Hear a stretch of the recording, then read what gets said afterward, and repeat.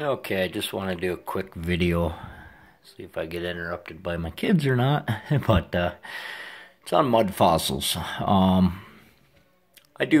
search for gold around here in Minnesota. I have found gold, not a lot yet, just flakes and stuff, but I was in one creek, and this is one of the mud fossils I had pulled out. This was before I knew about mud fossils, and I ended up looking it up online and come across, I'm not saying I agree with everything with him, but he's, I think, pretty accurate on a lot of it. But it's Mudfossil University on YouTube. Like I said, you don't have to agree with everything, including me, even on my Bigfoot research stuff, but, take what you want off it, and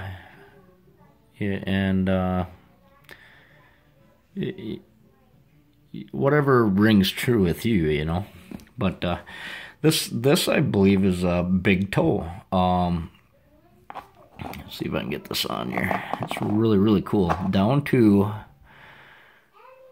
even the what do you call it?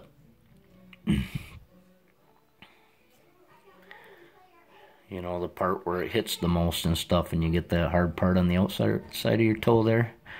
You can actually see where the nail, even the nail is, and it's different. It's a different lines there, and then it comes up just like a big toe. Here's the cool part. Now you look up the anatomy of a big toe. That part right there by my thumb, that's your flexor and extender tendon, which runs in a white sheath, and it's even there. The flexor and extender allow your toe to pull back and forth, and they run inside this white sheath. And then you got, they always have a square back. That's how our joints are. A lot of them are square. Then you get down, see the really smooth part there, bowled out shape? That's where it pivots with your next joint. And then you have your ligaments that attach. Right here is where one ligament came in. That holds your toe, your joints together. It holds your toe to the other next bone. So I found it really, really interesting. So there it is. A lot of times you'll actually see where the veins, here's another part. Here's one of your leftover ligaments that hold your joints together, is right there. That's one of them. You can actually see the ligament left over. So what happened is, supposedly some people think these got, buried in mud and stuff in the Great Flood, but in the right conditions, your flesh and stuff is, how do you put it, will interexchange with the minerals in the ground and create a mud fossil. So let's get to the next one. You got that one. This one I found at where I work in the rocks. Same thing. I think this is a pinky toe though. Same thing, comes out right here. It's got the square back. Identical lip too. Look at the lip, how it comes up there. Square back. These are mainly made of quartz. But I believe that to be the pinky toe.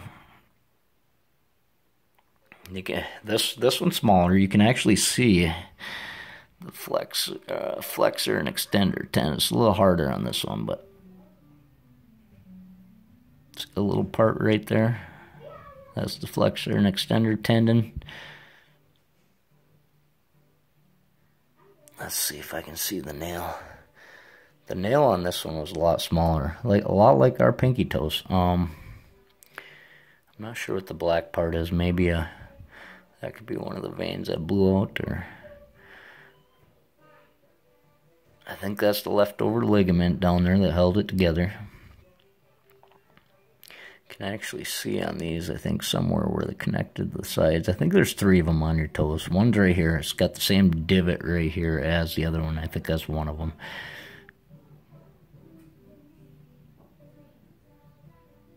I'm trying to see if you can see. You know, there's two veins that go on. You got your vein and your artery. I can never remember. I think the vein's the oxygenated side. The artery is not. And they'll run through. A lot of times you'll see that on mud fossils too. But when you look at rocks, you will be surprised how many rocks have the square back. And that's because that's where the joints connected. It'll actually probably blow your mind. You can actually find other rocks that, literally, I found so many rocks that were identical, maybe different sizes, little different colors, maybe drew different minerals, but I had like 30, 40 rocks, like identical in shape, identical how they were formed, you know, and it's crazy. I mean, there's something to this, guys, so you know, if you're interested, look into it. Look into giants even. Mud Fossil University or Mud Fossils, or I truly think, after watching things online, I think giants existed. I think it's very likely we had dragons. I think we had all that kind of stuff. And, you know, a lot of this stuff is talked about in spiritual writings and stuff. So there it is. Goodbye.